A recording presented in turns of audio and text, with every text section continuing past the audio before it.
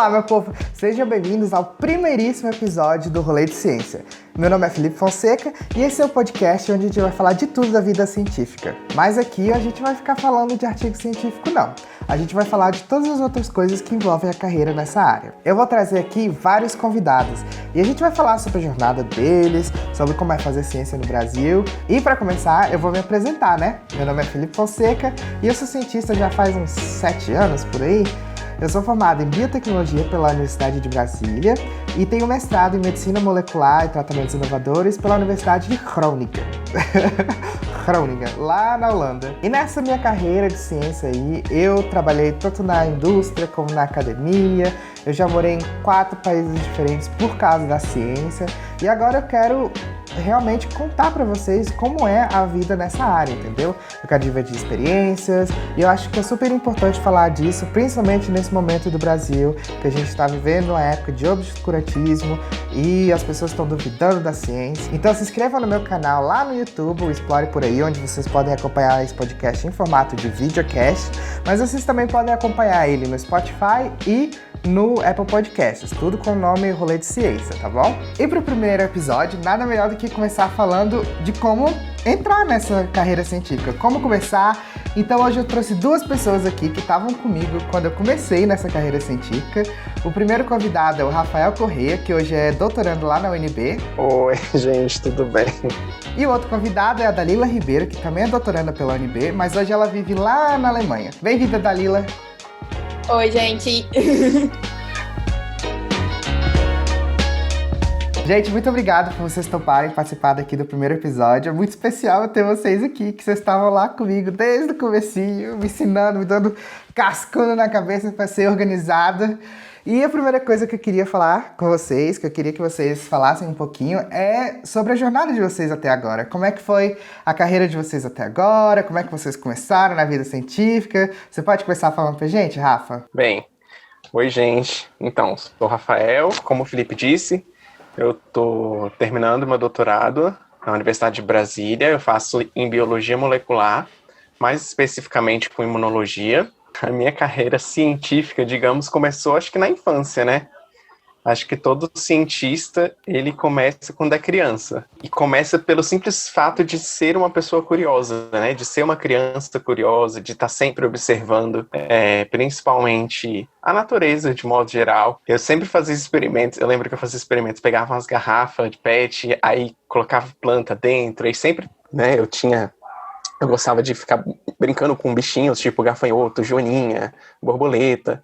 Então eu lembro que eu pegava uma garrafa PET, aí eu fazia um microambiente lá dentro, colocava galho, flor, terra, e aí eu sempre capturava um gafanhoto, uma joaninha, colocava lá dentro e deixava o bichinho lá preso, vivendo, tipo, simplesmente pelo fato de estar ali observando, né, ele fazendo as coisas. É claro que, né, pai e mãe sempre brigavam, porque mexendo com bicho, mexendo com terra, mas era uma coisa que eu gostava quando eu era criança, né?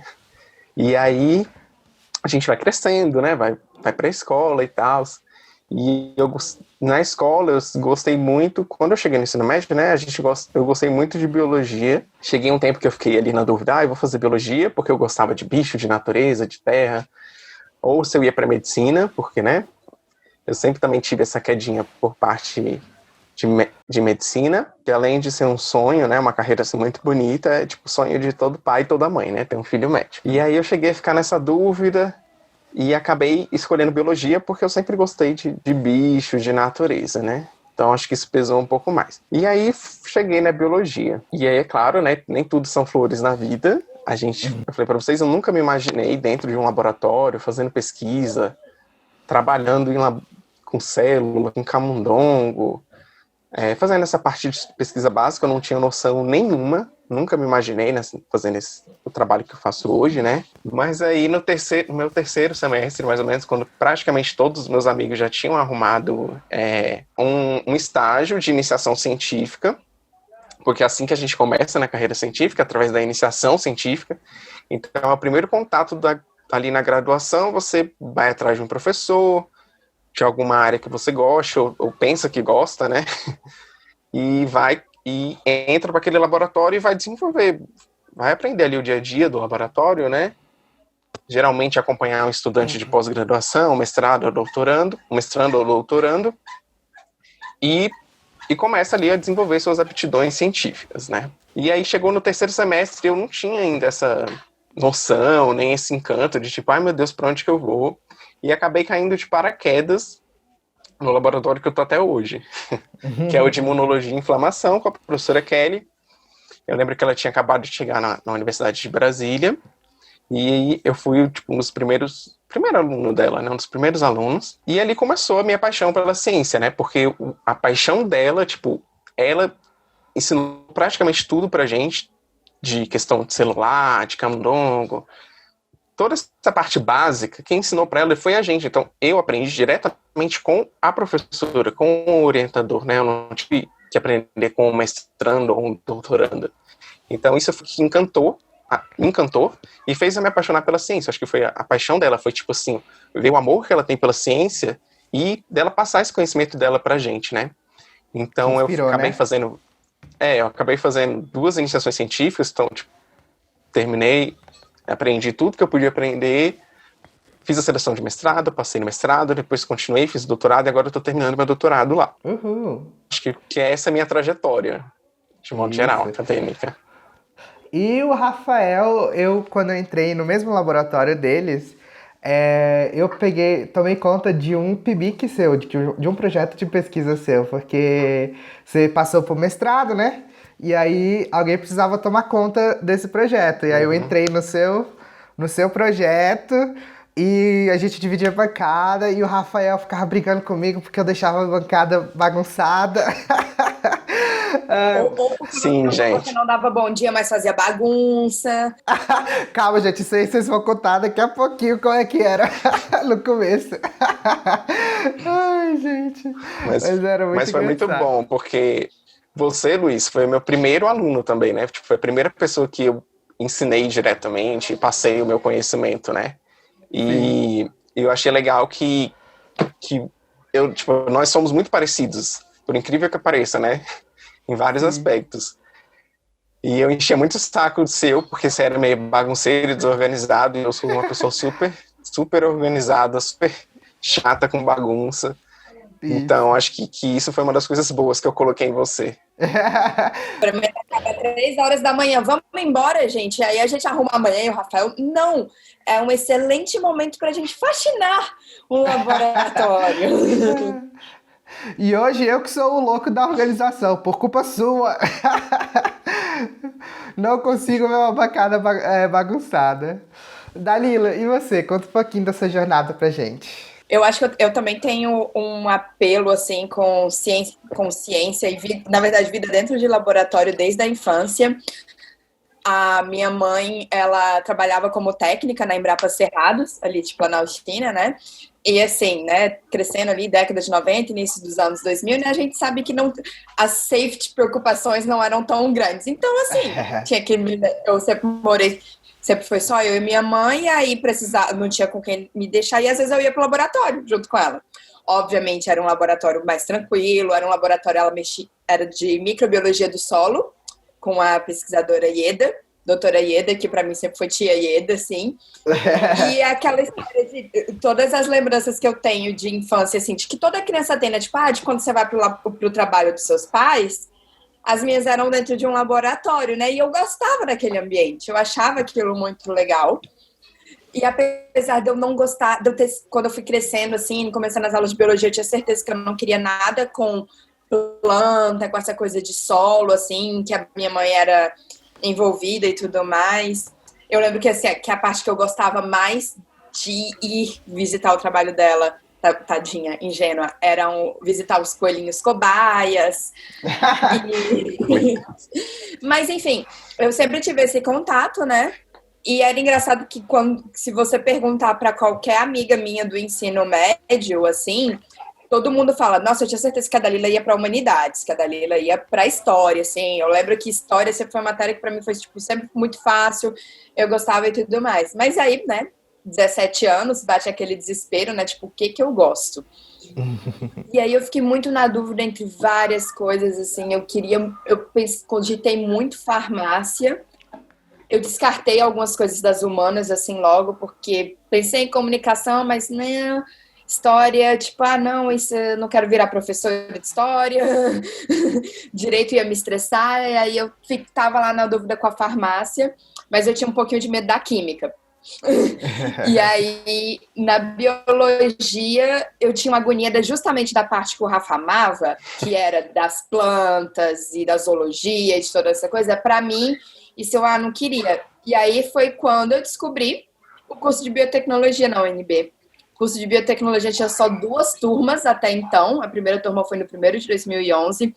Eu prestei o vestibular para o 1º de 2012. Então, assim, fui da 3ª turma do curso e, assim... As turmas conhecidas como boi de piranha, que você joga lá pra ver se vai dar certo ou não. Completamente, completamente assim. Eu acho engraçado porque eu preciso falar, daqui a umas 2 semanas eu vou estar falando numa palestra de ensino médio sobre o curso de biotecnologia da UNB. E eu acho muito engraçado que eu sei, obviamente eu sei falar do curso, mas assim, o curso que eu fiz é completamente diferente até do que você fez, assim, e que bom, entendeu? Porque o curso, eu acho que as 3, 4 primeiras turmas fizeram, eu acho muito bom que as outras turmas não tenham feito, assim, que, né, foi melhorando, aquela coisa. E aí, eu também, assim, eu entrei e eu já tinha algo na cabeça sobre ou neuro ou imuno, assim, não tinha ideia direito do que eram as coisas, mas eu queria ou neuro ou imuno. E aí, quando eu tive aula com a Kelly no 2º semestre, ela vai me matar se eu ouvir falando isso, mas depois da primeira vez que eu achei que ela parecia bastante com o personagem de Grey's Anatomy, depois dessa primeira eu fui prestar atenção assim nela e nas coisas que ela falando, e aí eu me encantei com a aula dela de citologia, me encantei com justamente como o Rafa fala, com a paixão do que ela falava de imuno e tudo mais assim, e eu adorei citologia, amei citologia. E aí no final do semestre eu fui lá falar com ela para pedir para ser monitora no semestre seguinte e perguntar se eu... Sim, eu primeiro fui pedir para ser monitora para fazer aquela média, para depois você vai falar, então. Também não Dá me estágio aí. lá. Exatamente, dá um estágio aí, entendeu? E, enfim, a Kelly, ela gosta bastante de dar oportunidade para os alunos, assim, até quando a gente não tem espaço no laboratório, mas o laboratório ainda era bem pequeno quando eu cheguei, e aí eu ganhei o meu primeiro projeto de iniciação científica, que foi com a relação da infecção, né, parasita hospedeiro, mas já no contexto de imuno, que eu trabalhava com bactéria, E. coli e macrófago e ativação do inflamassoma. Eu acho que eu e o Rafa fomos os primeiros a trabalhar com inflamassoma lá no lab, né, Rafa? Sim. E aí, desse projeto... Aí eu continuei na iniciação científica, eu estava no meu 3º semestre, assim como o Rafa. Eu aprendi muitas coisas, eu ainda aprendi com a Kelly, ela ainda ia para a bancada, assim. Rafa, assim, que quando eu obrigava a ficar fazendo os experimentos comigo, ou quando eu não sabia, me ensinava, sempre teve uma paciência muito fofinho, assim. E a gente trabalhava tudo muito junto, assim. Era uma época que era o dia de fazer... hoje é o dia de fazer experimento do projeto do Rafa. Hoje é o dia de fazer experimento do projeto da Dalila, da Raquel, da Thaís, entendeu? Nós 4 era essa relação muito, muito grudado, assim. Era exatamente isso. E aí parecia muito simples, muito orgânico, assim, que o meu próximo passo seria o mestrado, entendeu? Porque, tipo, eu era completamente envolvida e inserida ali, e aí no mestrado eu entrei também lá, entrei no programa de Biomol, com a Kelly também, eu continuei o meu projeto da graduação do PIBIC, aí como eu continuei o projeto da graduação, eu acabei fazendo mestrado em 1 ano apenas, defendi o mestrado, e aí entrei direto no doutorado também, porque a gente, depois que a gente entra nessa modo assim, até agora eu não sei se eu deveria ter parado ou não, mas foi. Mas aí no doutorado eu decidi que eu queria algo diferente. Eu decidi que eu queria mudar de projeto. Eu prestei para fazer o doutorado também no laboratório com a Kelly, no programa da mas eu não queria mais trabalhar com bactéria. Eu acho que tinham sido alguns 2, 3 anos de trauma de bactéria, sistema de secreção, e eu tava assim, não. Aí o laboratório estava estabelecendo a pesquisa com obesidade e câncer, e aí eu descamei para esse lado da obesidade e do câncer. Meu projeto de doutorado inicialmente era para ser com câncer de fígado, até que eu cheguei em obesidade mesmo e tecido adiposo, trabalhando em vivo e tudo mais. E aí, quando foi em 2018, eu apliquei para fazer o doutorado sanduíche no programa conjunto binacional CAPES e DAD. DAD é um órgão aqui da Alemanha que financia esse tipo de estudo, né, de pós-graduação, intercâmbio, essas coisas, digamos que é o CNPq alemão. Ele seria assim, o CNPq alemão. E aí eu apliquei, foi um processo gigante. Quem, assim, de perto sabe que foi um ano de ansiedade. Eu apliquei em junho de 2018 e eu fui receber o resultado em março de 2019. E assim, pobre Rafa, com todas as ansiedades que eu era nesse processo de não vai sair, não vai sair, assim, sem a menor ideia do que planejar o meu terceiro ano de doutorado, que eu não sabia se ia estar no Brasil, se ia estar na Alemanha. E aí, beleza. Vim para a Alemanha, deu tudo certo. E em outubro de 2019, eu vim para Bonn, para trabalhar na Universidade de Bonn, no Instituto de Imunidade Inata daqui, onde eu estou aqui até agora, até hoje. Estou continuando aqui, tocando o doutorado em meio a plano A, B, C, D, várias mudanças. Consegui uma extensão para ficar aqui mais tempo também por conta da pandemia e porque, né, terminar não é fácil. E eu vou ficar aqui até o ano que vem, em meio do ano que vem, quando eu termino o doutorado. Gente, é muito engraçado ficar relembrando essas coisas, como que a gente começou, né? Eu lembro que quando eu comecei no laboratório, Sim. comecei no segundo semestre da graduação, também fiz biotecnologia, sou calouro da Dalila. E aí eu passei num processo de uma bolsa de jovens talentos para ciência. Então, assim, eu tinha que começar a fazer alguma pesquisa em algum lugar. E segundo semestre, gente, eu tinha acabado de sair do ensino médio, eu não tinha ideia de nada, não sabia nem o que eu queria fazer. E aí também foi na aula de citologia que eu conheci a Kelly. E a hora que ela falou que ela estudou em Harvard, que ela mexia com câncer. E essas coisas. A Kelly sempre veio com essa, né? Na primeira aula dela, eu acho que ela sempre vai com a garrafinha dela de Harvard, assim, sabe?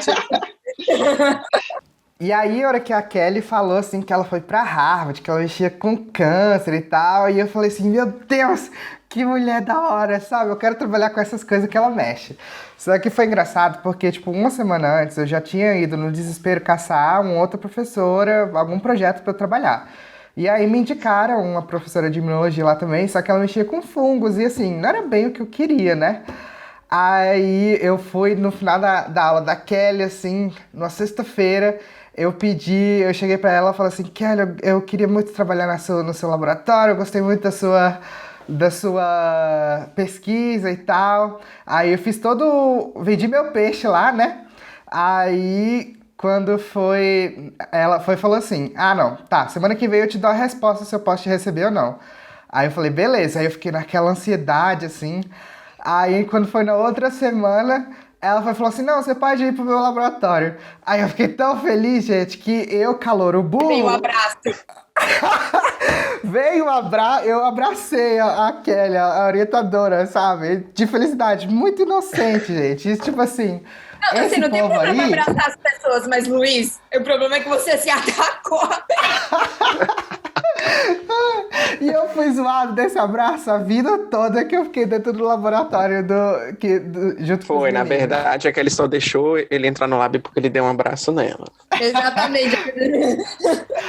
Aí os meninos ficam falando que, na época a Kelly tava grávida, aí os meninos ficam falando que eu usei dos hormônios maternais dela pra entrar dentro do laboratório. Apelou pro lado emocional. Foi. Mas aí eu lembro que eu entrei no laboratório e foi muito engraçado porque eu era muito tímido na época, sabe? E tipo assim, eu falava assim, eu tô indo pro laboratório... Tímido não, ele era, quem vê esse menino desenvolto assim, internet e conversando e fazendo canal, tímido caramba, aí ele era um antissocial assim, sabe, tipo, o Luiz chegava, Felipe, enfim, chamamos ele de várias coisas, Felipe chegava no laboratório, entendeu, assim, sabe, tipo, fone, e começava a fazer as coisinhas dele lá, assim, entendeu? Tipo, interagia com o Rafa, porque, né, o Rafa tava lá ensinando, mas a gente teve que, cara, tipo, foi um muro ali, entendeu? Pra destruir nesse menino, sabe? Ele ficava assim, e aí o Luiz começou com aquela coisa estranha, assim, tipo, do nada, quando ele comprou o iPad dele, ele queria gravar as reuniões, assim, sabe? Aí ele pedia pra fazer as coisas. Aí, tipo, gente, o menino não fala nada, mas quer gravar tudo. É porque, gente, eu morria, eu era extremamente tímido e eu morria de medo de não fazer alguma coisa que me pediam, né? Aí, tipo assim, eu não consigo, tipo, anotar e prestar atenção numa coisa ao mesmo tempo, sabe? Não funciona pra mim. E aí eu falava assim, gente, eu posso gravar o áudio da reunião só pra eu não esquecer de nenhum detalhe? Aí o povo falava, podia, só que eu era aquele antissocial que ia e gravava as coisas. Aí o povo ficava tipo, esse menino é meio estranho. Só era estranho, assim. Aí, tipo, não, sério, era muito engraçado esse menino. Felipe, a gente foi descobrir, entendeu? Depois de, sei lá, foi quanto tempo antes de você ir pro Ciências Sem Fronteiras que você ficou no Lime? Foram 2 anos. 2 anos. Dois Nossa, anos no tudo isso, né? laboratório, entendeu? Depois de um tempo a gente realmente, né, quebrou, assim, o menino, ficamos amigos, tudo. A barreira. A barreira, mas assim, 2 anos depois, ele tava uma semana pra ir embora, ele não tinha o telefone de nenhum de nós salvos. Eu lembro que eu tipo, Nossa, da Lila. Eu fui crucificado por causa disso. Porque, gente, eu uso o WhatsApp como minha agenda de telefone, entendeu? Então tinha lá o nome da pessoa e o número. Não precisava salvar no meu celular, entendeu? E o meu celular era ruim na época. Tipo, pegar a memória do negócio, entendeu? Mas tudo bem, fui desmascarado. Mas, ó, gente, que melhora que teve, né? Pelo amor de Deus. eu acho que eu acho que assim, o building bridges da gente foram nos em vivos, sabe? Não, mas daqui a pouquinho nós vamos falar disso. Gente, eu queria perguntar pra vocês, porque nessa carreira científica a gente tem muitas oportunidades. Apesar que a gente trabalha que nem uns condenados, a gente tem muita oportunidade legal de fazer algumas coisas. E eu queria saber quais foram as oportunidades mais legais que vocês já tiveram até hoje por causa da ciência. Primeiro é a participação em congressos e científicos da área, porque ali é o momento em que você vê pesquisas do país todo, e aí você vê também que você é bom, que é aquele momento que você vê, caraca, nós brasileiros somos muito bons, nós temos pesquisas sim de ponta, de qualidade boa, e você vê o tanto de gente que tá ali, que vive de bolsa, que às vezes mora em outro estado, que sabe, que se esforça pra caramba pra fazer ciência no Brasil. Então, e fora aquele network, né, de você ter contato com várias pessoas de várias partes, não só do Brasil, mas do mundo, porque vem muita gente de fora também. E a segunda oportunidade é justamente com isso a possibilidade de fazer colaborações, né? Então, eu acho que foi justamente esse network, de conhecer a comunidade científica especificamente da minha área, que é imunologia, no Brasil, e fazer esse network de possíveis colaborações. E a terceira foi que eu pude fazer uma visita técnica em 2 laboratórios da universidade, lá em Harvard. E, cara, foi uma experiência, assim, incrível, porque você vê que, apesar da gente ter uma realidade aqui no Brasil, a realidade americana, tipo, dos centros de pesquisas mais tops do mundo é outra, não é completamente diferente, mas, cara, você vê assim, é por isso que a galera que publica Nature Science, porque é outra estrutura, sabe? Tem investimento, tem dinheiro, tem estrutura, tem as pessoas mais fodas do mundo que vão pra lá, porque eles, né, é óbvio, eles só vão contratar e chamar as melhores pessoas, os melhores cientistas do mundo todo, e aí você vê, cara, como que fazer ciência é importante, tipo, é bom, você vê quão top, foda é fazer ciência, mas também você vê, caracas, nós brasileiros somos muito bons, porque a gente não tem nem um terço dessa estrutura, nem desse dinheiro que eles têm aqui, e a gente ainda consegue fazer muita coisa. Exatamente. Né? Então, assim, foi bom para entender esse choque de realidade, de diferenças, mas também de ver, cara, nós somos muito bons, porque nós conseguimos fazer milagre com pouco. Exatamente. Né? Então, eu acho que essas foram as 3 principais, assim, experiências que a vida acadêmica me proporcionou. Primeiro eu queria falar que eu acho muito chique que você foi pra Harvard. Eu só passei lá, só assim, na porta mesmo, assim, só pra ver, quando eu tive a oportunidade de ir pra um congresso em Boston. Mas, assim, muito chique. E a segunda coisa que eu queria falar é uma coisa que eu sempre falei minha vida toda, é que, tipo assim, brasileiro a gente não faz ciência, a gente faz mágica. Porque que, com os recursos que a gente tem, que são tão limitados, com a estrutura das universidades são tão limitadas, a qualidade do trabalho que a gente consegue publicar, que a gente consegue fazer, sabe? A qualidade dos cientistas que a gente consegue produzir é muito, muito grande, sabe?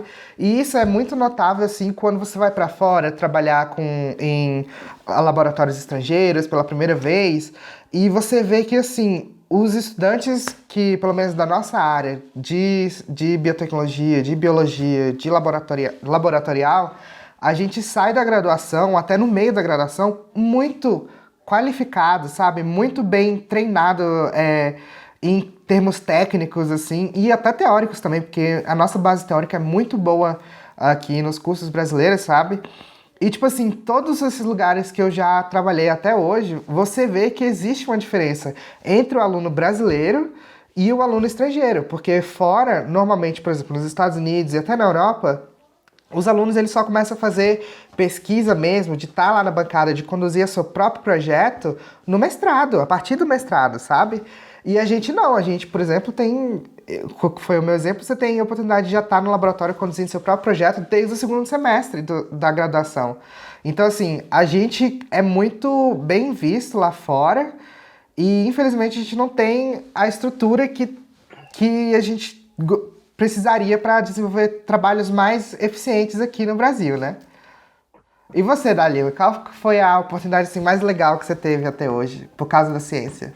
Então, eu acho que assim, no meu caso, né, eu tô nessa vida, tenho que desde 2012, assim, sabe? E ela molda completamente, assim, a minha vida, a minha vivência e tudo que eu tenho feito, né?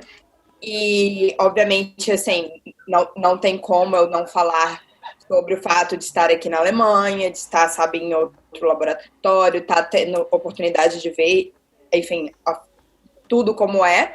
Mas eu ainda diria que, na verdade, o que eu acho, assim, tipo, mais bonito, assim, e que eu acho mais interessante é como é algo um pouco universal, no sentido de, tipo, assim, cara, eu tô estudando imunologia.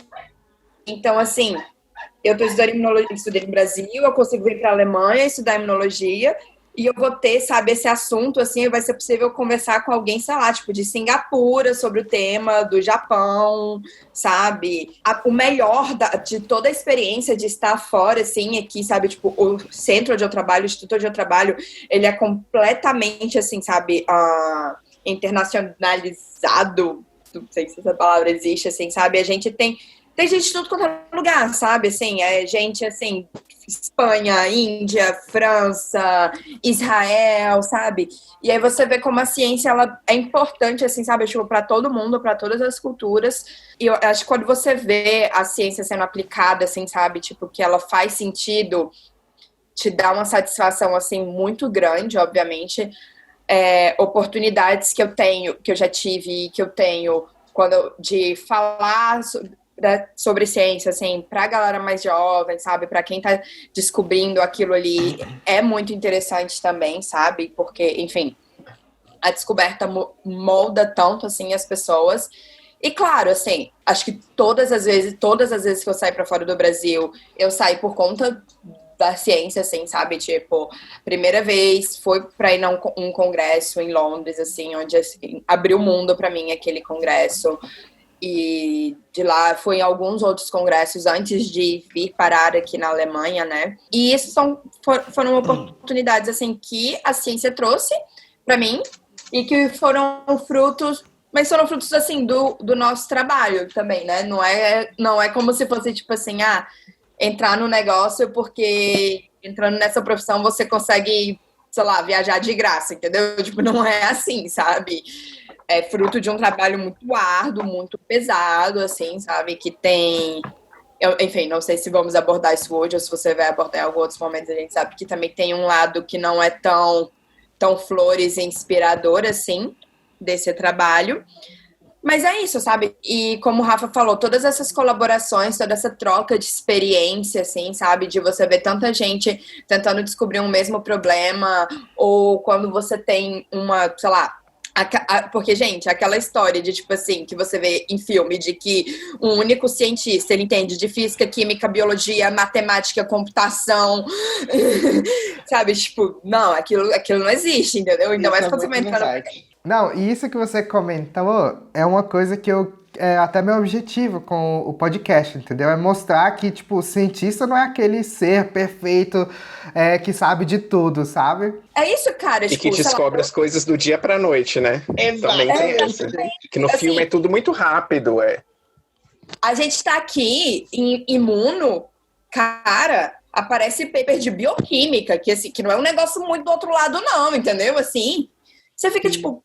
Caraca, que é isso, mano? É uma troca que tem que ir o tempo todo, é muito dinâmico. Eu gosto disso, eu gosto do quanto é dinâmico, sabe? Sem contar os perrengues que a gente passa, né? Que a gente passa muito perrengue nessa vida científica. E, tipo assim, muitas histórias engraçadas. Eu queria até relembrar com vocês algumas das histórias que a gente passou, porque uma das minhas histórias mais engraçadas que tem é da vez que a gente estava fazendo um experimento em vivo, que a gente ficou no laboratório até 2 da manhã. E aí, tipo assim, a gente, de 8 horas da manhã, gente, que a gente chegou no laboratório, a gente ficou até 2 da manhã sem parar de trabalhar. E aí foi chegando assim, num momento que a gente começou meio que, acho que a gente já tava delirando, gente, dentro daquele laboratório, entendeu? Eu sempre levava uma caixinha de música, né? Pra gente, quando a gente tinha esses experimentos longos, e aí eu botava essa caixinha de música e a gente ia lá fazendo experimento e tal. Tinha vezes que a gente fazia marcação de células para citometria, que a gente fazia, tipo assim, 7 marcações diferentes, 30 amostras cada uma, sabe? Mano, coisa de louco. Anos, assim, sabe? Que a gente aprende também que nem sempre vale a pena. Né? A gente, no final das contas, tinham tubos que a gente não tinha a menor ideia mais do que era. Porque, assim, é uma outra realidade também, cara. Se erra na ciência, sabe? Tipo, se erra pra caramba. E, assim, eu acho que esse caminho que a gente tá, tipo... Eu brinco que o doutorado, ele leva de, sei lá, de 4 a 5, 6 anos. Varia muito de onde você tá. Aqui na Alemanha, por exemplo, é muito comum que leve de 5 a 6 anos. Porque, assim, gente... 87% do tempo deu errado, entendeu? Exatamente. Eu lembro que, tipo assim, já era, tipo, meia-noite, 1 hora da manhã, e a gente tava com as nossas amostras tudo no gelo, assim, e aí, por causa do tempo que ele ficou, o gelo começou a derreter, aí as nossas etiquetas dos tubinhos que a gente usa começaram a sair, isso depois de marcado, e aí na hora que a gente percebeu que tava... tudo sem nome, não tinha mais as marcações. Aí começa a tocar a música Somebody That I Used to Know no radinho. Gente, foi assim, um momento, a trilha perfeita para o momento perfeito. Perdeu aquele experimento. Nossa, gente, foi horrível. Eu sabia que eu acho que a nossa chefe não sabia dessa história. Bom, agora eu vou ficar sabendo. Eu tenho uma história, Felipe. Eu tenho uma história, Conte. eu e você. Que uma coisa que a galera acha engraçado, né? Assim, porque o raiva que me dá quando alguém pergunta, tipo assim, você só estuda, né? Ou você ainda tá só estudando, né? Porque, gente, assim, cara, vamos mudar essa mentalidade, entendeu? Pós-graduação é trabalho. Pós-graduação é um trabalho, entendeu? E, assim, é um trabalho quase árduo. que escravo. Exatamente. É um trabalho... Não, mas é mesmo, é um trabalho, assim, quase praticamente escravo, assim mesmo, com muito pouca recompensa, muito pouco reconhecimento, e aí, para ainda carregar esse estigma de que não é um trabalho, sabe? De que, tipo assim, nossa, você tá com 26, 27 anos. Só tá fazendo babúrdia na universidade, né? Uma coisa que eu acho muito interessante falar, que é algo específico aqui da Alemanha, não são de todos os países da Europa, mas é que aqui o doutorado é considerado trabalho. Assim, o que você tem no seu doutorado é que é um contrato de trabalho, que eu acho, assim, um avanço gigante e que deveriam ter para todos os países. Mas, nessa história, como diz o Rafa, é um trabalho árduo, assim, escravo, e que não necessariamente... E uma das coisas que eu amo é o não necessariamente ter uma rotina, que às vezes é bom, E às vezes é ruim, porque às vezes cai de você ter que fazer em momentos que você não queria. Ir pro laboratório no final de semana e todas essas coisas assim. Ah, lembrei. Houve um dia que a gente precisava ir ao laboratório no final de semana, eu e o host maravilhoso deste podcast. E eu não lembro, eu não sei por que decidiram que na UNB não ia poder entrar assim como uma feira no final de semana, entendeu? O que eu entendo que é bom e importante. Não, era porque na época tava tendo muito assalto. O pessoal tava tendo roubo dentro do laboratório, tava tendo assalto porque, não sei se vocês conhecem, mas a UNB é muito aberta, né? É muito exposta. Eu e Felipe, a gente precisava ir, chegamos lá, entendeu? No final de semana. Peguei essa criatura de carona na rodoviária, descemos pro IB, chegamos lá, cara, sábado à tarde, domingo, não lembro que dia que era, assim, mas é putos, assim, é claro que a gente não queria estar lá, entendeu? Você queria tudo antes de estar lá, mas tinha que ir, né? E assim, eu não sei pra quem é de fora de Brasília, assim, todas as pessoas que estão falando aqui agora, a gente mora longe pra caralho da UNB, entendeu? Então... cada um morava em uma ponta na época. Exatamente. Fomos lá no final de semana e aí o guardinha fala, não, o nome de vocês não tá aqui na lista, não. Mas tá sim. Eu não passei 1h30 dentro do ônibus pra chegar aqui e deixar minhas células morrerem. Aí eu, não, tá sim. Aí a gente liga pra aquele, a gente precisa entrar. Aí o cara não tá deixando a gente entrar. E aí ela fala com o cara e mostra, e o cara é irredutível, mas não é não.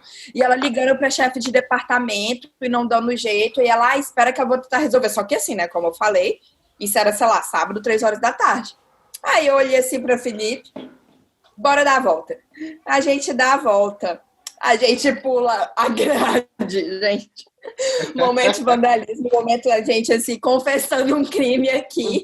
No desespero, gente, porque ia ser o quê? Ia perder 7 dias de experimento, porque não estavam deixando a gente, porque o guardião não estava deixando a gente entrar. Foi uma cena muito engraçada, gente. A gente, os dois... pulando na cerca, invadindo o Instituto de Biologia da UNB, só para tentar entrar dentro do laboratório. E depois vocês falam que aluno de universidade pública só fica fazendo balbúrdia. Meu irmão, a gente cometeu um crime para fazer ciência. Não, o pior é que, tipo assim, eu com todas as chaves, porque na época o corredor nem nada assim, não tinha digital, então era tudo na chave. Eu com um molho de chave com, sei lá, 15 chaves que eu tinha, e eu, moça, eu tenho a chave de todos os lugares, assim, tipo, esse prédio inteiro eu tenho a chave, eu consegui entrar. Você realmente acha, se você quiser, vai lá, acompanha a gente. Você acha que eu quero estar aqui? E aí a gente pulando cerca, entendeu? Para trabalhar, assim, sabe? Aí chega na segunda-feira, a Kelly pergunta, vocês perderam o negócio? Gente, claro que não. Vou perder, porque pra perder ia ser o quê? Ia começar de novo 7 dias, ia dar no outro final de semana, né? Não, a gente entrou ela. Como? Aí eu, se você souber, você vira cúmplice. Exatamente, ela, eu não sei de nada. Se souber, você vira cúmplice. Então, assim, gente, é isso que a gente passa. E você, Rafa, você lembra de alguma história? O Rafa é muito engraçado, porque eu acho que Rafael, ele é uma pessoa maravilhosa, assim, que ele vai te ajudar sempre, ele vai ficar com você para fazer experimento, assim, até 5 horas da manhã, se você quiser, entendeu? Mas não pede pro bichinho começar o experimento às 8, não, entendeu?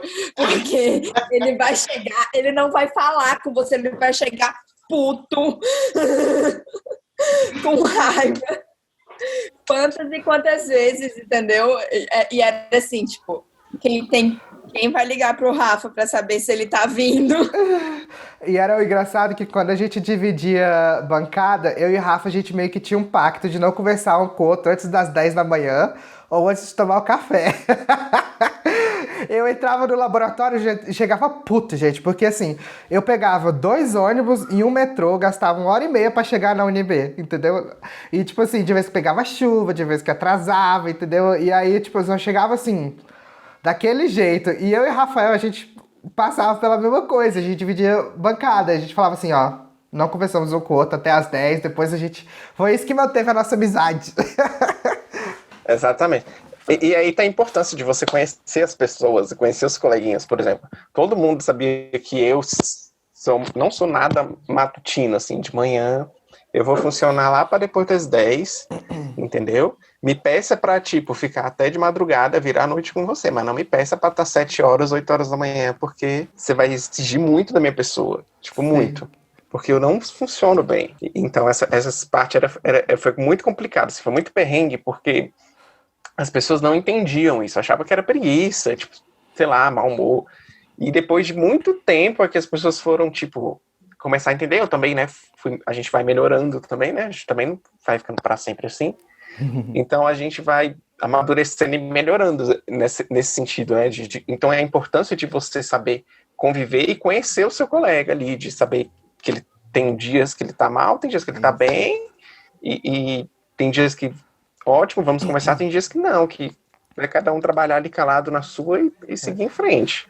Eu acho que assim, a gente vai lembrando de histórias assim, e para ver que tem as histórias de perrengue, de experimento e das coisas, mas a gente passa tanto tempo junto, tanto tempo junto, que as histórias elas acabam sendo assim, as mais interessantes acabam sendo de coisas que nem são relacionadas assim, a experimentos, sabe? Porque você passa, A ciência, você passa muito tempo com seus colegas de laboratório, assim, sabe? Tipo, a gente, principalmente dessa...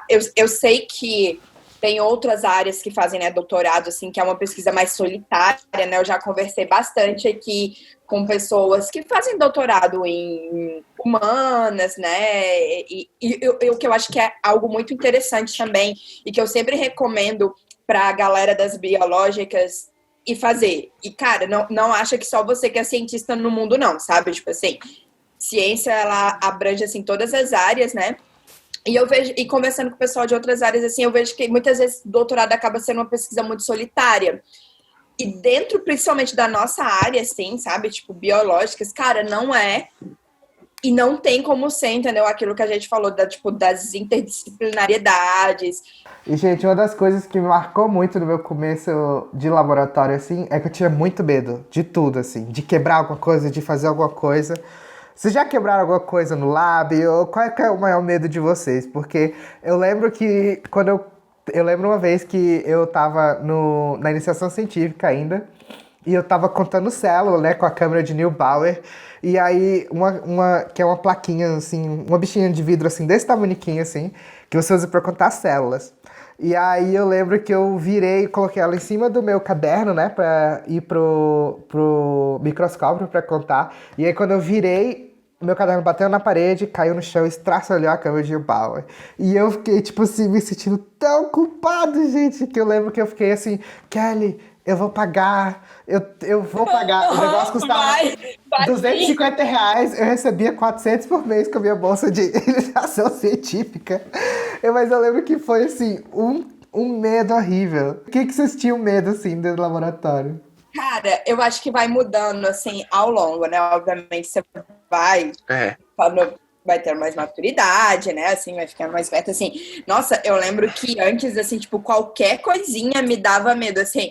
O Rafa, eu acho que o Rafa é a maior prova, assim, tipo, toda vez que eu tinha que fazer um experimento novo, assim, eu falava, você não quer fazer junto comigo, não? Você não quer, sabe? Tipo, e o bichinho ia, sabe? Assim, ele sempre ia.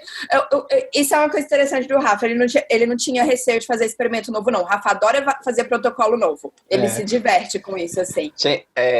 É engraçado, né? Vocês falando, eu vou lembrando, tipo, no começo, logo no comecinho, quando eu entrei no lab, eu tinha muito medo de fazer conta. Tipo, a gente faz muito C1V1, C2V2, tipo, de concentração, de diluir as coisas. E eu tinha muito medo de fazer conta, porque eu não conseguia entender, na minha cabeça, eu não entendia o C1V1, C2V2, não acontecia. E olha, que eu sempre fui muito bom de matemática. Inclusive, em ensino médio, tipo, bom de matemática. Eu não sei o que aconteceu, quando chegava na hora de aplicar as coisas, eu tinha muito medo de fazer contas. E uma vez eu errei a concentração, acho que de um LPS. Acho que foi do LPS. Eu sei que eu gastei o LPS inteiro. Nossa. E, tipo, pra quem entende de ciência, LPS é uma coisa assim caríssima. Tipo, na época era tipo R$1.000 e poucos um tubinho. E eu gastei o trem inteiro porque eu fiz uma conta errada. Ai, gente. E aí, tipo, né, eu reconheci o erro, levei bronca e tal, mas depois disso eu fiquei naquela insegurança. Então toda vez que eu ia fazer conta, eu pedia pra alguém conferir. Até que né, tipo, de tanto sentir o saco das pessoas pedindo pra elas conferir as contas, você acaba pegando a confiança, né, de novo e tal. Outra coisa que eu tinha muito medo era de contaminar, porque uma vez, bem no comecinho da época, né, a gente fazia o repique, que é tipo a passagem dos fungos. Então eram várias cepas de fungos diferentes que tinham no laboratório, e toda semana fazia-se uma escala, era uma pessoa responsável por fazer a passagem de todas as cepas do fungo. E uma vez eu fui fazer isso, fiz tal, não sei o quê, e aí isso geralmente era na sexta. Quando foi na segunda, tava tudo contaminado. Tudo contaminado. E aí, cara, foi aquele fuzuê, porque eu contaminei todas as cepas do laboratório, tipo, prejudiquei os experimentos da semana inteira. Horrível. E aí, tipo, foram perguntar, né, mas o que você fez de errado? Eu, cara, eu não lembro. Tipo, aí eu fui repassar, né, parte por parte do protocolo, né, tipo, o que você fez de errado? Tipo, como é que você conseguiu contaminar isso tudo? Você fez os testes de contaminação? Aí eu fiz, não sei o quê, tipo. Aí até que o professor perguntou, mas você autoclavou os tubos? Aí eu, autoclavar os tubos? Eu só peguei os que estavam na pia. E, cara, tipo, eu tinha pegado os tubos que não estavam estéreis, que estavam em cima da pia aberto, e tinha feito passagem dos fungos dele. Então é óbvio que contaminaram tudo. E aí, desde esse dia também, tipo assim, a gente erra pra nunca mais errar de novo. Então, desde esse dia, tipo, eu fiquei super neurótico da contaminação e de esterilizar tudo. Agora que você falou em autoclave, vamos falar de um assunto delicado que é o medo da autoclave. Gente, eu morria de medo de autoclave. Que eu lembro que sim. a nossa autoclave não era automática. Era naquela manual que você tem que regular a pressão dela, abrindo as válvulas. Autoclave é uma panela de pressão gigante, entendeu? Em que todo Exato. mundo escuta as histórias, tipo assim, cara, se esse negócio explodir, vai explodir o prédio inteiro. Explode o prédio, assim. Foi E é um belo exagero. Mas, assim, uma pode. Falando dessas lendas de laboratório, é porque tem a lenda da autoclave, né? Que, tipo, se ela explodir, mata todo mundo. E tem a lenda da centrífuga, que se ela estiver imbalanceada, ela pode sair do motor girando e destruindo o prédio, te matar as pessoas. Então, eu tinha muito mais medo da centrífuga imbalanceada do que da autoclave. Gente, mas, gente, pelo amor de Deus, hoje em dia a centrífuga nem roda mais. Hoje em dia a centrífuga nem roda mais balanceada. Tipo, você bota lá. Exatamente. Mas eu lembro balanceado, ela vai falar, dela. Eu lembro que eu tinha um medo tão grande, porque uma vez eu liguei a autoclave, né? Aí você tinha que deixar ela no alto até ela subir a 121 graus, né? E, assim, uma panelona de pressão. Depois você tinha que passar pro médio pra ficar uns 20 minutos esterilizando. Só que nesse rolê aí, eu esqueci e aí eu fui pro restaurante universitário, pro RU, pra almoçar. Quando eu estava no meio do ICC, que pra quem não sabe, na UNB tem o ICC, que é tipo um corredor gigantão. Eu estava no meio do ICC e eu lembrei que eu tinha esquecido a autoclave ligada. Foi eu correndo de volta, correndo o ICC inteiro pra desligar a autoclave lá no Instituto de Biologia, gente. Foi assim, foi o dia que eu falei assim, eu cheguei perto da morte. Eu cheguei perto de ser um terrorista. Mas é engraçado. Então, sempre tem umas coisas assim que tipo, a gente odeia fazer dentro de laboratório. Por mais simples que elas sejam, assim, sabe? Tipo, mas você só odeia. Eu estou para conhecer quem que é, entendeu? O ser humano que gosta de aferir pH, por exemplo. Ah, nossa. Não, ninguém. Coisa chata. É uma das atividades mais chatas que tem. E que é super necessário, né? E que faz toda a diferença, dependendo do experimento. Principalmente quando você está mexendo com proteína. Faz toda a diferença. Você estava perguntando, Felipe, do medo, assim, né? Tipo, que a gente tem. Eu acho que antes eu tinha medo de tudo, que eu não queria, sei lá, tipo, parecer estúpida, né? Aquela coisa assim. Eu acho que é um problema muito grande dentro da academia, assim. E às vezes isso ainda carrega, assim, sabe? Quando eu cheguei aqui na Alemanha, eu no começo, assim, sabe? Tipo, muito insegura, assim, com conta, às vezes conta besta, assim, também. E eu queria, assim, tipo, cara, eu não vou perguntar para as pessoas aqui para conferir conta minha, entendeu? Elas vão me achar meio burras, alguma coisa assim. Aí eu ligo pro Rafa no Brasil, tipo, amigo, o que você está fazendo? Cada coisa que a gente tem que passar nessa vida. E só que aqui, né, sei lá, tipo, 5 horas na frente. Aí, amiga, o que você tá fazendo? Faz essa conta aqui pra mim, aí é com Rafa, é com Bianca, entendeu? Assim, porque, tipo, cara, eu não quero parecer idiota, não. Cara, e isso vai mudando, né? Tipo, eu acho que hoje em dia o meu maior medo é realmente estragar algo muito caro que vai zoar a vida dos outros também, entendeu? Sabe, tipo, equipamento, essas coisas assim, sabe? Verdade. Vocês estavam falando, eu lembrei assim, tipo, que é engraçado que quando eu tava ensinando, tipo, quando eu tava, sei lá, com vocês, sei lá, fazendo experimento, mesmo meu ou dos outros, eu não tinha esse medo de errar ou de fazer coisas novas, porque a gente sabe que na ciência, tipo, 90% das coisas vão dar errado, ou não vai funcionar, ou você vai ter que repetir sempre.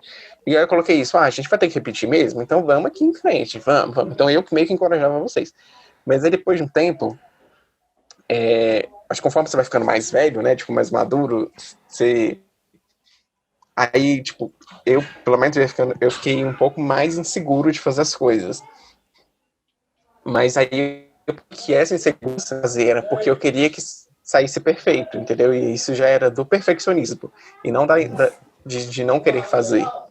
Então, a gente passa por essas fases de ter medo de fazer as coisas, a gente ter confiança, e depois de querer que saia tudo perfeito, bonitinho, sendo que a gente sabe que não é assim que as coisas funcionam. Eu ia falar, tipo, nisso do perfeccionismo do Rafa, eu acho sempre legal lembrar as coisas que às vezes eu vou ficando com orgulho de mim, é que, tipo, quando eu vejo, assim, alguém que tá começando, ou que tá com uns struggles, assim, sabe, tipo, com algo que às vezes que eu tinha o mesmo, assim, sabe, que eu demorava um monte, ou então, sei lá, passagem de células, que antes, assim, tipo, eu marcava um fluxo para uma manhã inteira, fazer uma passagem de célula, entendeu? E eu faço, às vezes, hoje, assim, tipo, in between de alguns experimentos, assim, sabe? E aí você vai fazendo, e aí você olha, assim, pra aquela pessoa mais nova, e você pensa, tipo, vai dar certo. Been there, done that. Houve outros traumas, mas...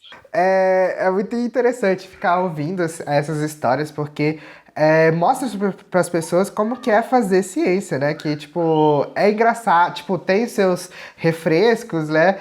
Mas, assim, é muito difícil até você atingir os refrescos, né? Então, assim, eu queria que vocês falassem um pouquinho de como que é fazer ciência no Brasil hoje. Olha, essa é uma pode militar. Polêmica e delicada.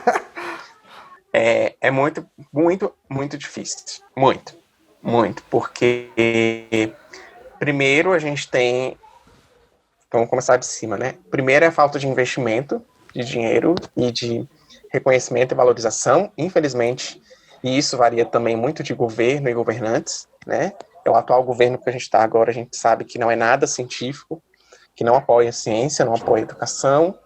Então, é uma coisa que já não é tão bem estruturada, que já não a gente já consegue fazer muito com pouco. Agora a gente está praticamente sem nada, né? Então, acho que o principal é essa falta de recurso. E segundo, que é uma coisa que a gente está percebendo muito agora com essa história de fake news e de movimento anti-vacina e de coronavírus, é a ignorância científica da população de modo geral. E aí é que está o problema. Tipo, cara, as pessoas têm uma ideia de ciência que não condiz com a nossa realidade. A gente também tem que eu acho que abrir mais espaço para a sociedade ou estar mais voltado para a sociedade de modo geral, nessa troca, né, de informação. E isso é uma coisa que nesses últimos tempos eu tenho reparado.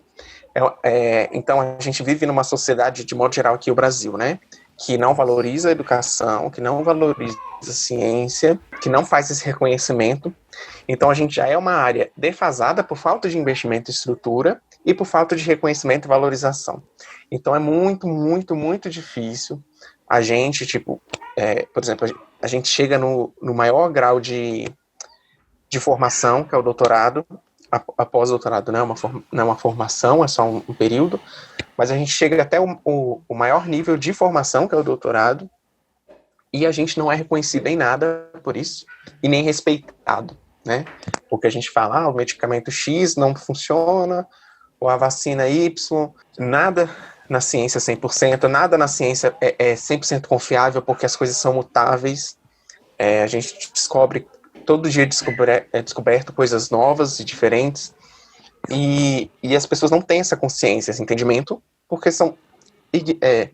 essa ignorância, ela não é de agora, ela é uma coisa de base. A questão de educação, de base ali, de valor, de todas as áreas de modo geral. Então, hoje a gente está percebendo quanto isso está iniciando de modo geral, principalmente agora com a pandemia do coronavírus, que é essa questão da fake news, de não respeitar as diretrizes de movimento anti-vacina. Então, cara, é muito difícil. Eu falo pessoalmente, né? Eu, com a formação que eu tenho, que eu sou biólogo, sou quase doutor, que eu estou terminando o doutorado, né? Saio com pouco reconhecimento, com pouca valorização de alguém que só estudou, quando, na verdade, a gente trabalhou e trabalhou muito, e trabalha, né? Muito, porque a gente não fazer ciência, não é só ir ali, fazer suas 8 horinhas no laboratório, ir para casa e assistir novela e ficar de boa. Não. A gente está o tempo inteiro estudando, o tempo inteiro sob pressão, o tempo inteiro dependendo do experimento que você faz, você tem que ir final de semana, feriado, madrugada, não tem essa de ter um horário fixo.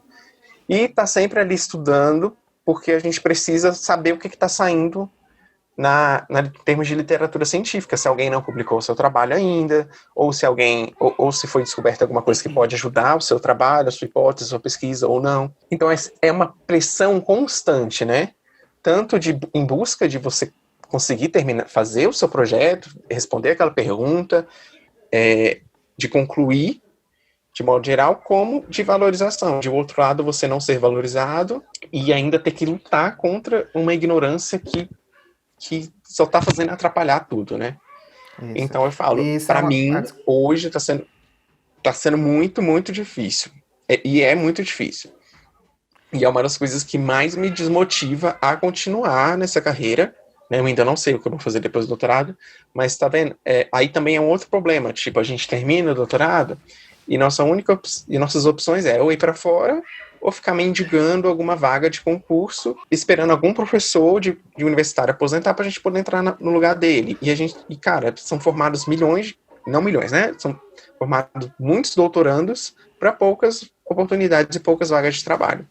Então, isso é uma coisa que também desmotiva demais a gente. Pelo menos eu, que estou nessa finalização de continuar nessa carreira, porque ou eu sou obrigado a vender, tipo assim, exportar a minha inteligência, o meu conhecimento, aplicar em um outro país que não é o meu, sendo que eu poderia muito bem estar sendo valorizado e tipo, estar dando esse retorno de toda essa formação, de todo esse conhecimento em melhoria para o meu país e para minha sociedade, para onde eu vivo, entendeu? Então, eu acho que essas são as principais dificuldades de se fazer ciência. Eu sempre falei muito que, tipo, até antes da pandemia e tal, quando já nos últimos anos, até antes do governo Bolsonaro, a gente já vinha recebendo bastante cortes na educação, nas agências financiadoras de ciência.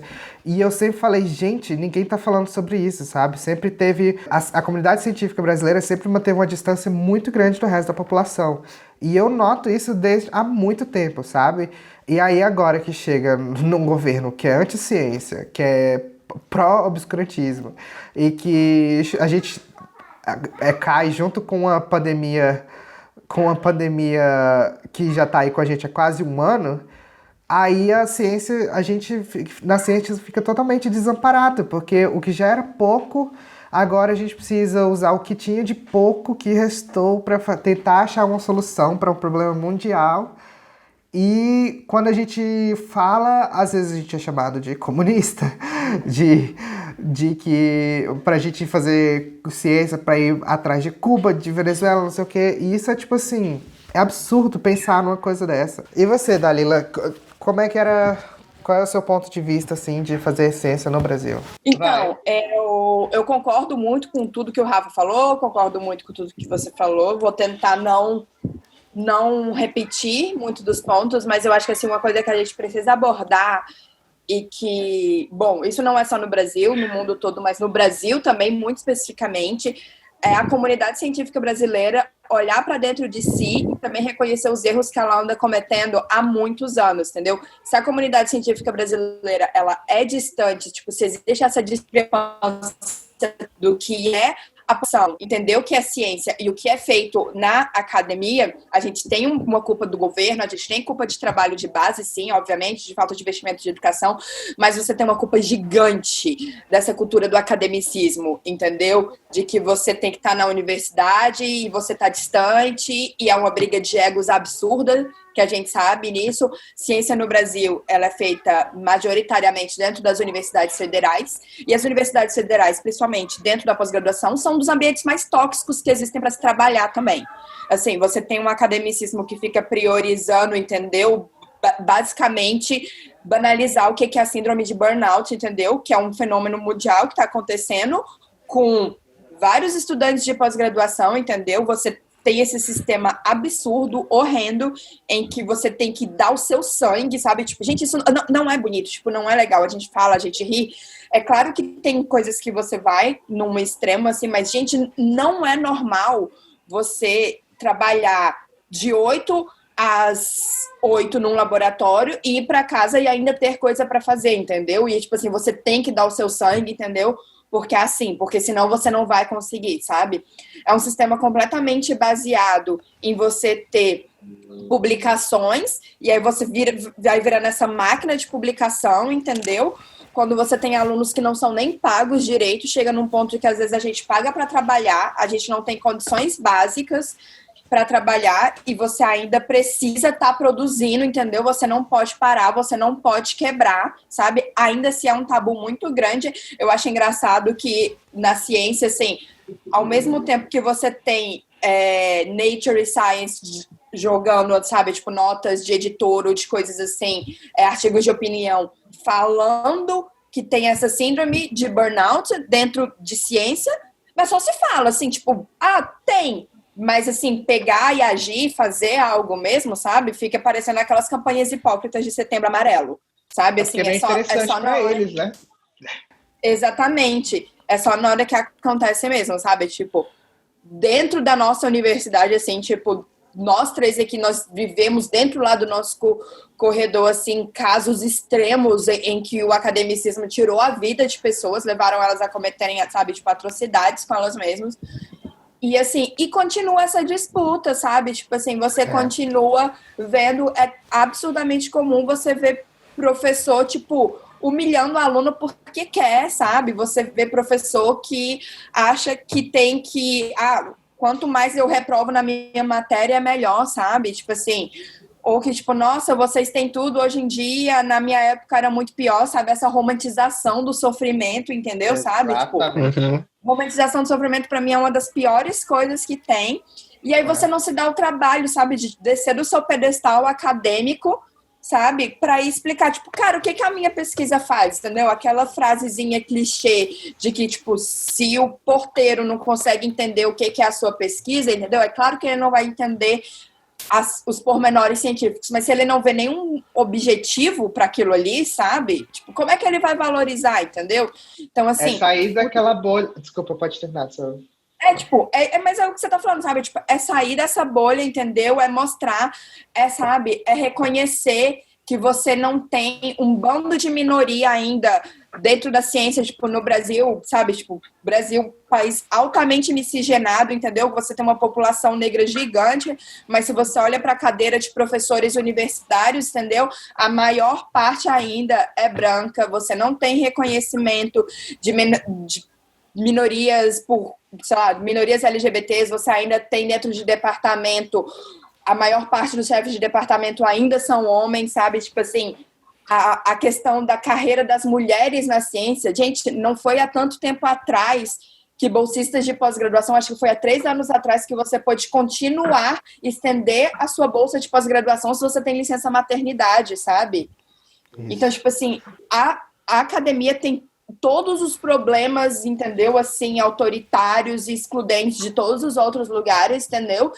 E assim, e não é só culpa de falar, a gente não tem investimento na ciência, não. Tem uma cultura toda que precisa ser quebrada. Obviamente, você não tem investimento na ciência, faz uma diferença gigante. Eu trabalhei, de 2013 a 2019 no Brasil, no laboratório lá, e eu estou trabalhando aqui na Alemanha.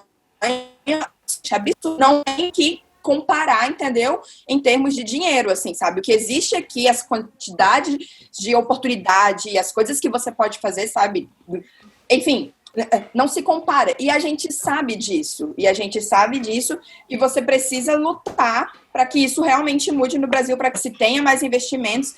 Mas não adianta só os mais investimentos, entendeu? Você não pode ignorar todos os outros problemas que tem dentro da academia, entendeu? E dessa cultura, porque vai fazer o quê? Vai injetar um bando de dinheiro no Brasil. Agora, assim, magicamente, você acha que só injetar o dinheiro na ciência no Brasil vai melhorar as coisas agora? Não vai. Vai perpetuar essa cultura tóxica, né? E isso são Vai coisas continuar que eu quero- perpetuando esse sistema. Exatamente. Isso são coisas que eu quero muito trazer aqui no podcast, que é, por exemplo, saúde mental na academia, que é uma coisa assim que muitas vezes, se você fala no seu ambiente acadêmico, científico, entendeu? Você fala, cara, eu não tô bem da cabeça, não sei o quê, as pessoas te olham assim, tipo, nossa, mas você é fraco, sabe? Tem essa coisa assim, sabe? Muitas vezes. As pessoas acham que você tá com preguiça, que você não tá fazendo o seu trabalho direito, né? Isso é uma coisa que eu quero muito trazer. Eu quero também trazer, por exemplo, a questão da maternidade na vida científica, porque é um assunto, assim, que não é discutido, sabe? De vez em quando aparece algum artigo de opinião, igual você falou no Nature, uma coisa, mas isso é lá fora. Aqui, tipo assim, não tem essa discussão, sabe? Uma adição, né? Que a nossa geração, digo, minha, sua, da Dalila, nós fomos um pouco privilegiados porque nós começamos na ciência na época de vacas gordas, que foi logo ali no fim do governo Lula, para o início do governo Dilma, que foi onde a gente teve os maiores investimentos na ciência, na educação, na pesquisa, e aí a gente foi passando por um decaimento assim muito grande. Então, comecei a minha carreira, tava lá no auge de investimento, e agora, tipo, né, tem nada. Vacas gordas bem relativo, né? Porque o salário que é a pós-graduação no Brasil é vergonhoso. É assim, é vergonhoso. Não.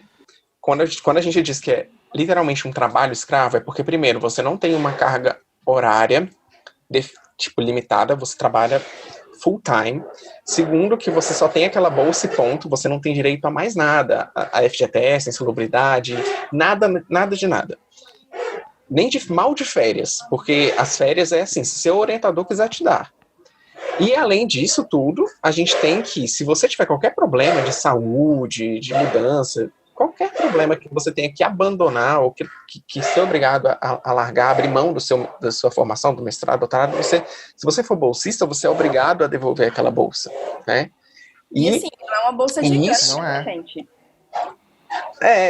Tudo bem que é 1.500 de mestrado e 2.200 de doutorado. Mas olha o nível que você tá. Mas, cara, exatamente. E aí vem outro ponto. Por exemplo, se você tem... cara, eu não conheço ninguém que não tenha sofrido com ansiedade, ataque de pânico, depressão, a síndrome de Burnout, né, que a Daniela falou, que não tenha passado por nenhum problema, nenhum tipo de medicamento. Não conheço ninguém dentro da ciência em termos de aluno. Eu estou falando de alunos, de graduação, pós-graduação, que hoje não tome medicação, que não tenha passado por terapia, que não tenha passado por algum desses problemas durante a vida acadêmica. Todo mundo que eu conheço passou ou está passando, né? E a gente não tem atenção nenhuma de nada. Porque quando a gente pede uma licença, a gente é taxado, tá com preguiça, não quer trabalhar. E não é assim que as coisas funcionam. Você pede a licença, né? seu tempo tá correndo, né? Porque assim, você pede a licença, aí seu orientador... Exatamente. Mas o que acontece? Você precisa passar um mês fora, significa que no seu final do doutorado você vai ter que trabalhar um mês a mais, pedir a extensão, você não tá recebendo por aquilo ali. Esse salário que é miserável comparado, entendeu? É muito triste, mas assim, eu recebi assim, já ao longo da vida, eu no doutorado, assim, muita piadinha, assim, falando, nossa, estagiário de engenharia ganha mais. Gente, isso é triste, entendeu? Sabe? A gente sabe da desigualdade que existe no Brasil, a gente sabe o que é gigante, mas não faz sentido, entendeu? Assim, não é equiparável, sabe? O nosso salário é mísero, sabe? Tipo assim, eu li uma vez um artigo que, assim, de opinião que pra mim tem o melhor título A ciência brasileira é sustentada pelos pais.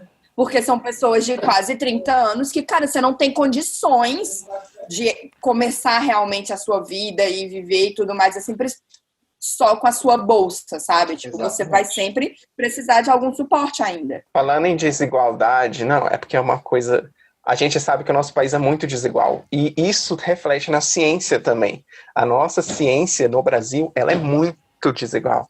Por exemplo, São Paulo tem a FAPESP, eles têm muito mais recursos e dinheiro, tipo assim, em nível de comparação, né? Eles têm muito mais condições de fazer uma pesquisa, um trabalho decente, do que quem está no Norte, Nordeste, ou até mesmo no Sul.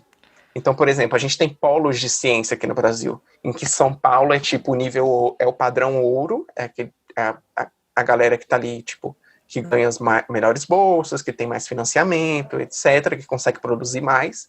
E a gente tem extremos, que são região norte, nordeste, próprio centro-oeste, que agora que está crescendo, né? Então a gente também tem essa desigualdade dentro da ciência. E além dessa desigualdade, a gente ainda tem essa briguinha de egos entre professores. E isso prejudica demais, porque não só entre a academia, mas reflete nos alunos. Então, em vez dos cientistas, de modo geral, estarem se unindo, se ajudando, não, eles estão brigando para ver quem publica mais rápido aquele projeto, ou quem consegue aquele financiamento, ou, sabe, é uma briguinha de egos, assim, em várias instâncias, de vários níveis, que a gente já teve, infelizmente, a oportunidade de ver e de estar envolvido.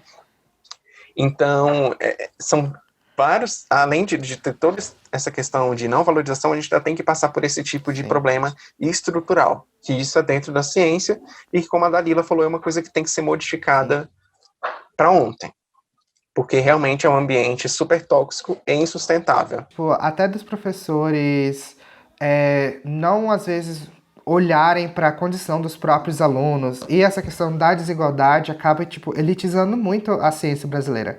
Porque, por exemplo, quem é de uma condição social mais baixa não vai ter condições de você manter um mestrado, um doutorado recebendo pouco. Às vezes você tem que contribuir com a família, pagar contas e coisas que, por exemplo, se você estivesse trabalhando no mercado, você estaria ganhando muito mais dinheiro, estaria dando uma qualidade de vida para sua família muito melhor. Mas, tipo assim, você tá ali sendo pago para estudar, né? Que é o que o pessoal fala. Mas quem é que vai acabar continuando nessa vida de ciência? Com essa desigualdade que tem na questão financeira também, vai acabar sendo as pessoas que têm uma condição social melhor, porque vão ser elas que vão poder ainda continuar morando com os pais, ou que vão poder não ter contas para pagar em casa, entendeu? E isso elitiza muito a ciência brasileira. Quando as pessoas conheço assim, sabe? Tipo, não, fulano terminou o doutorado, entendeu?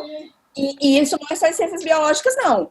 Mas assim, nossa, humanidades então, mas fulano fez um doutorado, terminou, publicou numa PNAS, agora tá vendendo artesanato. E não tem o menor problema você vender artesanato, entendeu? Não estou desmerecendo nenhuma profissão. Se aquilo que a pessoa quer fazer, se ela tá vendendo, se ela desistiu da ciência e está vendendo artesanato porque é o que ela quer, beleza. Mas se ela fez um doutorado e ela está vendendo artesanato porque ela precisa fazer aquilo para sobreviver, e aqueles todos, pelo menos 10 anos de formação científica dela, o grau de doutor não consegue ajudar ela a ter uma subsistência, isso é muito errado, entendeu? Assim, é níveis e níveis de errado. E isso porque nós somos relativamente privilegiados por a gente ainda estar morando com nossos pais durante o nosso período de graduação e pós-graduação. Porque você para pensar naqueles seus colegas que vieram de outro estado ou de outro lugar e ter que se manter numa cidade de alto padrão de vida igual a Brasília, por exemplo, com uma bolsa de R$ 1.500, sendo que dos R$ 1.500 você vai pagar R$1.000 de aluguel. Sim. Entendeu? Então, assim, a gente ainda teve esse privilégio de ainda morar com nossos pais, mesmo a gente ajudando, mas, cara, é muito difícil para uma pessoa sair lá do interior, sei lá, da Bahia, do Nordeste, vir para uma cidade tipo Brasília, São Paulo, para fazer pesquisa, porque é o sonho dele trabalhar com pesquisa e ainda ter que se manter com uma bolsa nesse valor. Para finalizar, assim, finalizando aqui o nosso podcast, o que vocês falariam para vocês quando vocês estavam começando, ou então para alguém que está começando na área da ciência agora? O que vocês falariam para essas pessoas? Olha, eu acho que eu já tive essa conversa com você quando a gente estava em Amsterdã, se eu não me engano, naquele fatídico dia em Amsterdã, naquele hostel. Mas eu acho que é o calma, respira, assim, tipo, você vai fazer, o sistema vai te mandar fazer correndo, entendeu? E você vai fazer e você vai se ferrar, porque se você não vai conseguir sustentar aquilo, sabe? Tipo, tá tudo bem você realmente não ter certeza logo ao final de uma das etapas, sabe? Tipo, da graduação, do mestrado ou do doutorado, parar e respirar. E, cara, é isso, sabe? E eu já quero começar isso agora.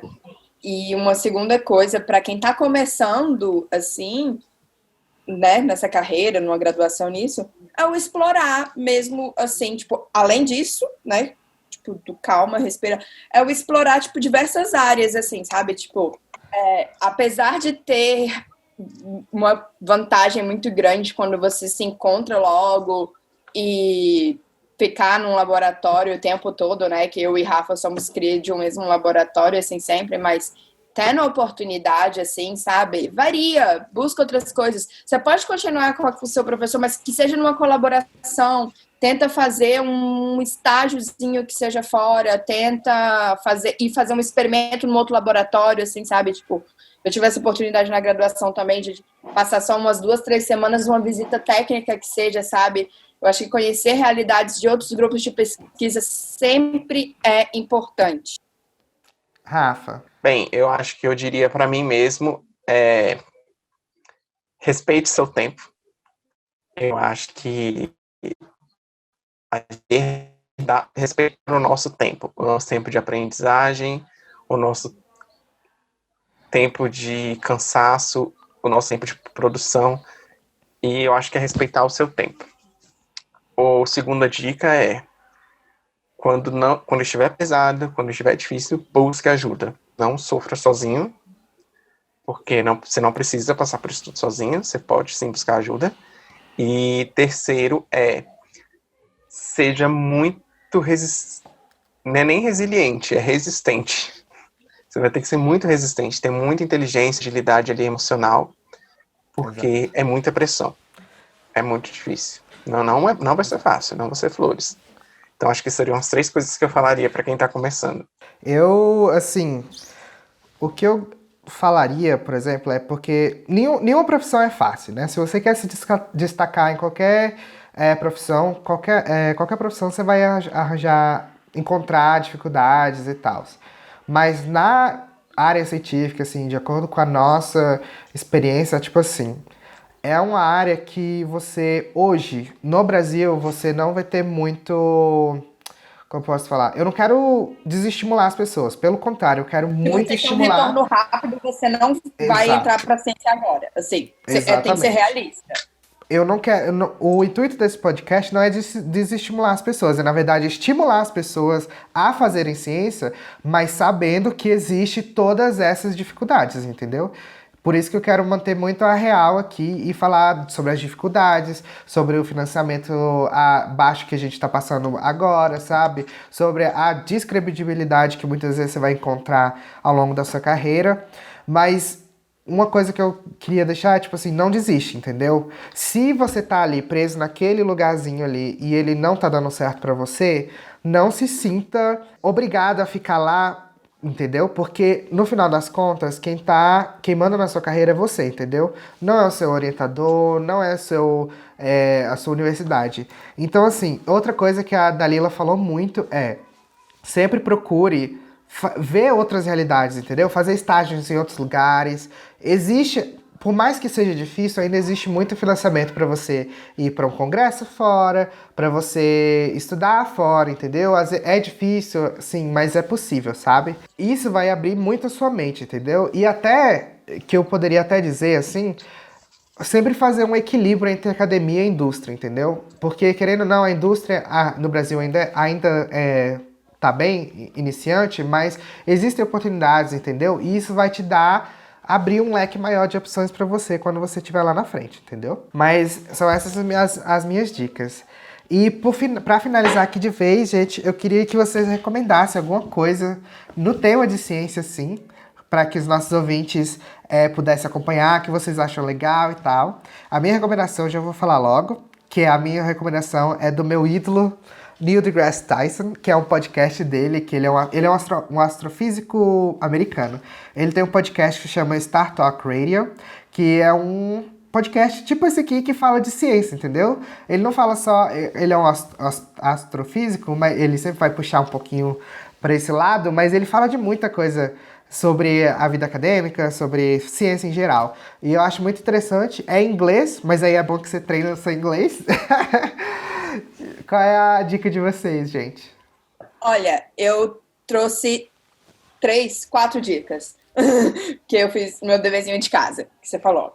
A primeira dica que eu tenho, eu tenho esse livro no Brasil, eu esqueci, eu não consigo mostrar ele aqui, mas é principalmente voltado, assim, para meninas e meninas que estão no começo da carreira ou ainda no ensino médio, assim, chama o Women in Science, 50 Fearless Pioneers Who Changed the World.